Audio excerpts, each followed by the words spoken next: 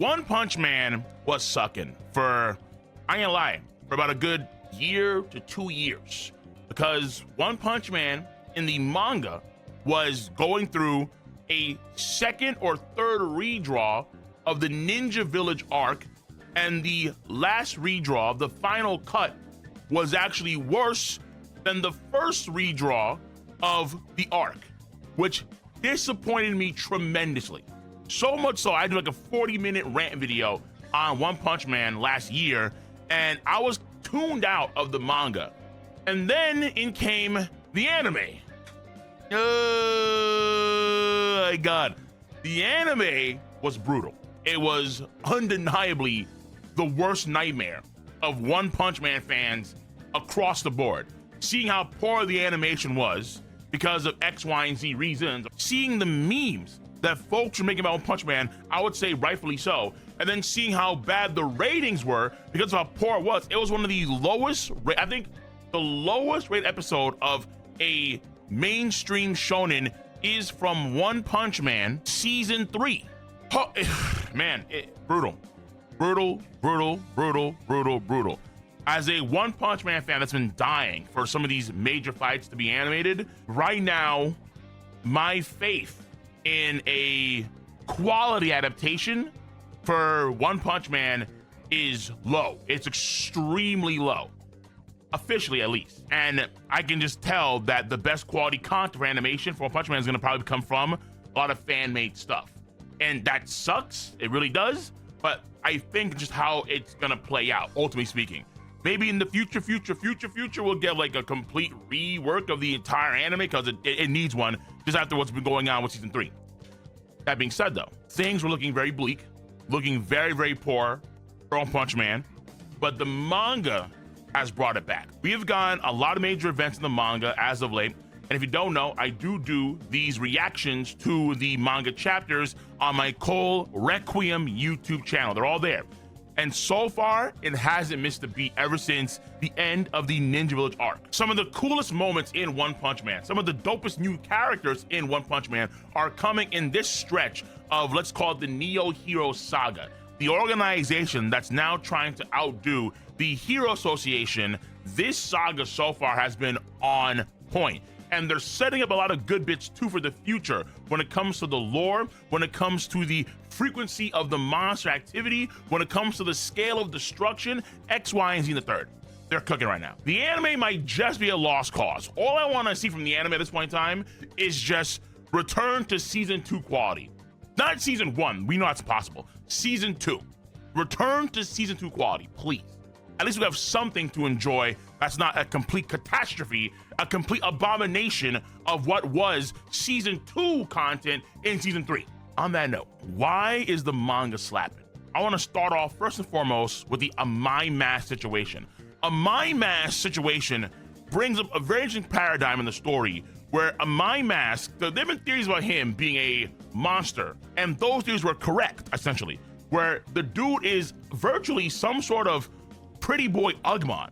It's crazy, but now it makes a lot more sense as to why Fury King Ugly during the Monster Association saga now makes a lot of sense as to why he was a massive counter to Amai Mask, Sweet Mask. He embraced the Ugmon status, whereas Amai Mask, he was someone that was unattractive. He was so unattractive that in the heated situation, his body transformed and mutated, and then he became what he is now. Monsters, or people that have their limiters broken, their limiters breaking in a certain way is what dictates them to be either folks that are on the good guy side, like Saitama, guys like, you could argue, Tank Top Master, maybe Pig God even, and then you have guys like Amai Mask who are more monsterized, or guys like Garo when he was going through his limiter transformation. The limiter breaking in a certain way is like it either mutates or it chips away where you are still you, but you're just enhanced and you're improving time and time again. Now, Saitama has no limiter. He has no limit at all. So because of that, he's limiting like unlimited power. But in terms of the mental state, and then certain extreme situations, given training, given one's willpower, given one's desires, they can mutate. And Amai Mask, he's a bona fide monster. He has monster tendencies. but he's been masquerading as a hero. But he actually, to be fair, he wants to be a hero, or he's trying to find the ideal hero in Saitama because he knows the truth about Saitama and how powerful he really is. But in chapter 215, I'm gonna use quotes here because obviously different sites have the chapters differently in terms of how they are paced out. But when you see him revert the transformation that he had, he's fighting against the clown monster, and you see him actually pull down the Ferris wheel to save those lives. And you can see how people are treating him with such disdain. But then Saitama comes in there, you're really cool. You can see how Saitama's focused more so on his actions, where he did save lives despite him being a monster.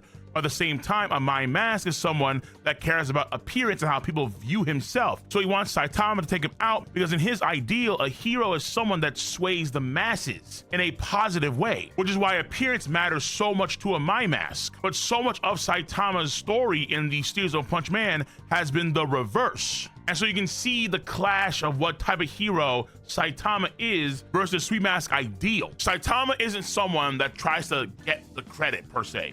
In fact, a lot of his credit goes to King. There are moments of just sheer selflessness where you have, for example, when Saitama's gonna try meet up with the Hero Association Victims group, and then he gets lost, he whizzes past Seiryu at some point, defeats these two monsters, and then keeps it pushing. No credit, no nothing, just he's busy, right? So there are things that people interpret Saitama, at least those that know Saitama, they interpret him to be a lot more selfless than he actually is, but it also inspires them to be better individuals, whether they are monsters or not. But you can see how in terms of the mutation, the Phoenix Man, the Garo, and those type of mutations for their limiters break-in, that is a more monsterization of a limiter break-in. You could argue a poor way of having your limiter break. Monster Lord Orochi was once a human, and then because his limiter broke in such a poor way, he became an OD monster. And then guys like Tank Top Master, guys like Flashy Flash, their limiters break in the correct way, quote unquote, or a non-monsterized way. It's interesting to see more of that play out, because I feel like a Mai Mask is someone that's kind of in between. He is more monster, but he also wants to be a hero. And he's trying to be that ideal hero in a true sense. So for him, it is interesting, for sure. And I want to see more of that, but he's MIA at this point in time. That is, for sure, right now, a very intriguing plot line. Now, the main bulk from then on out is the stuff involving the disaster-class dragon-level threats that are spanning across the entirety of the continent, and then the Hero Association versus the Neo Heroes and how they handle these threats. In the process, you do see a bunch of associates, they go over to Master Suicho's dojo on top of the mountains to try and recruit him for being an S-class hero. But instead, well, we find out they passed away 2 years ago. And now Suiko joins the Hero Association. And I've been looking forward to this quite a bit of time. Quite a bit of time. In the past, we could tell she was pretty strong. But when you see her blow away the training robots or the security robots that Metal Knight made, she is tough. And she's been constantly training, unlike her brother, though Seiryu just has more innate skill and innate talent. That being said, though, her being A-class, I think, was interesting because I did want to put her at S-class. And for me, the metric was, when it comes to the S-class heroes, your baseline should be around Puri Puri Prisoner, right? Like, that's like the lowest ranked S-class hero. However, Puri Puri, during the Monster Association saga, leveled up his game. He had the bristle armor. He had the vibration style. So Puri Puri was making a lot of gains, as are many S-class heroes too. We see Tank Top Master improving. We see Flashy Flash improving dramatically when the dragon level threat comes his way and him and Tank Top Master pull up. Around chapter 227, again, depending on where you read the translations, you see him utilize the Sky Ripping Scatter Flash Slash to destroy the Heavy Smoker dragon level threat. Now, mind you, the clones explode and the city is covered in smoke, so the city is essentially lost, according to what he said. But you can see how he's improving his skills. We know that Genos is constantly improving his skills when he had to fight against the extended family of darkness. The fact that he was able to beat another dragon class threat, but it was a very tough fight. So you can see how now Genos can beat, on a regular basis, dragon class level threats. Then you have Flashy Flash, who can also do the same thing too. Tank Top Master's improving, and then you finally have Puri Puri Prisoner, who is also getting stronger. So the S classes as a whole are already getting much better. Therefore, even though Suiko is fire, in so many respects, she is fire. She is bad. Still not S class level yet. But I will say this: Mirror, I think, was a bad matchup for her. I would argue, for example, that the Hellmon at the latest chapters of One Punch Man, the Hellmon, who's also disaster level dragon, that Hellmon would be more susceptible to the attacks of Suiko than, let's say, Mirror, because Mirror had some sort of crazy regeneration nanotech thing going on, and then Mirror was able to just regenerate after that crazy attack that she did on him when she utilized the Drunken Fist techniques. And I think it's really cool having a Drunken Fist martial arts master, because it shows you just like the broad range of martial arts that are possible in the story of One Punch Man. Garo was able to take this thing out quite easy. Now, to be fair, Garo is nuts, but Garo did utilize the combination of Bomb's martial arts with Bang martial arts to make the Roy or Skyring Fists, and he utilized that to just wipe out the Hellmon. So Garo, if he was a heel, he'd be like for sure in the high S class. Probably be higher than Bang, and probably be higher than even Atomic Samurai. Tatsumaki, no. Blast, no. But he's for sure up there without question. I have more confidence that he could actually take out Mirror in a one-on-one fight. But also, Mirror, when he was taking out Suiko and then the other A-class heroes, when they all did their attacks around chapter 232, and then just chokeholds Suiko, fucking damn. My guess is that Suiko can get stronger the more drunk that she is. She only had one can, probably not enough to get her really like drunk, pissed drunk. If she were to pull a Misato from Evangelion, if she were to get that level of drunk, she's just wasted, cans everywhere, drinking beer from morning to sundown. How strong would Suiko be if she was that intoxicated? As strong as Garo? No, but probably a lot stronger and probably do a lot more than just 0.0001% damage to Mirror. Either way though, Suiko I think is a great addition to the cast of characters. Bad as hell, and I think she's gonna be a great asset to the association. And she also, like her brother, has seen the true power of Saitama. I think that matters a lot because it's going to help progress major plot points in the future, especially now that we're seeing things like, at least potentially, the monsters spawning out for the sheer purpose of destruction. When it comes to the Neo Hero Association, their baseline is pretty damn good.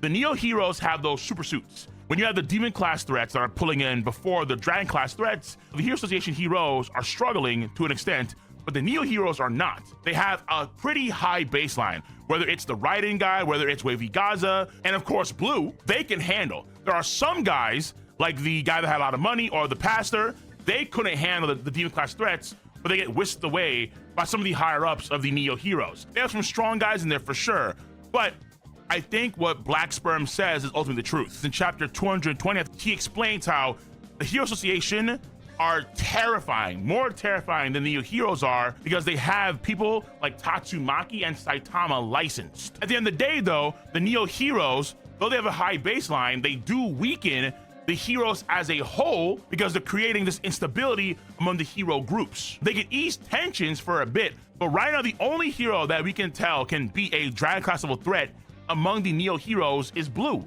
He's the only one. Child Emperor and Metal Bat are not truly in, obviously, and I don't think that Seiryu could beat a mid to high dragon class level threat. Maybe an above demon, like let's say a Deep Sea King. Maybe a low dragon? Like maybe he would have been that Hellmon demon at the end of the latest chapters.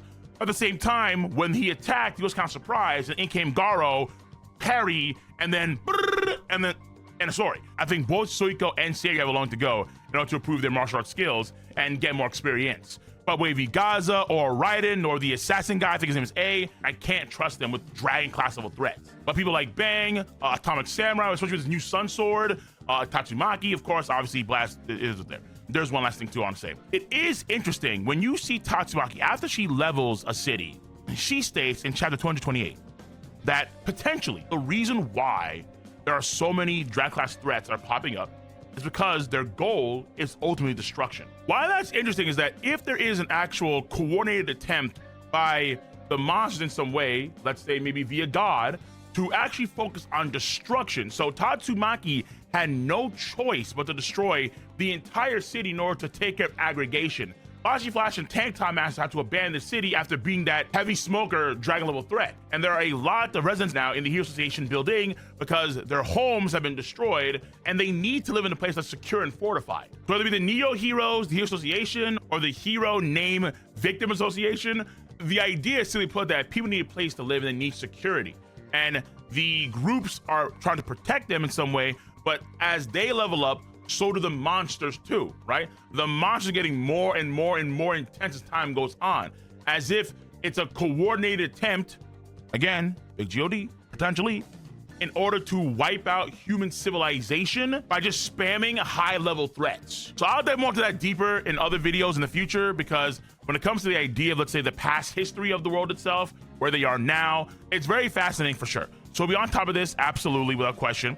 It's actually pretty good quality content right now in terms of the lore, in terms of the characters, in terms of course, the arc is fantastic, in terms of the fights, and in terms of the story progression, we are making some good headways here. So One Punch right now, it's in rhythm. It's actually pretty damn good, consistently great, which is a relief because I needed some positivity from One Punch Man, a story that I love, and I've been not getting that for 2 years, damn near, in the manga and of course in the anime. So either way though, we are back in business. Let me know your stance on the subject matter at hand.